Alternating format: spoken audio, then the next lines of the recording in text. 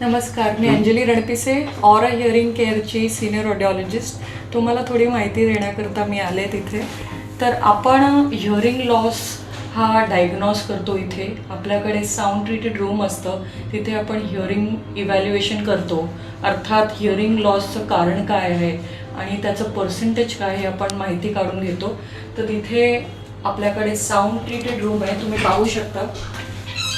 इथे sound treated रूममध्ये आपल्याला दुसरं कसलाही आवाज येत नाही, फक्त आपण हिअरिंग टेस्ट करतो. हेडफोन्सद्वारे आपण कानावर हेडफोन्स लावतो आणि त्याच्याने ते हिअरिंग लॉस डिटेक्ट करतो आणि ती टेस्टची सुरुवात होते. त्याला प्युअर टोन ऑडिओमेट्री असे म्हणतात. प्युअर टोन ऑडिओमेट्रीमध्ये आपल्या कानाच्या हिअरिंगचं लेवल काय आहे, वेगळ्या वेगळ्या फ्रिक्वेन्सीज लो, मिड आणि हाय ते आपण तपासले जातो. त्याचसोबत आपण बोन कंडक्शन हिअरिंग सुद्धा टेस्ट करतो. ते असं काहीतरी दिसतं आणि हे असं डोक्यावर लावण्यात येतं.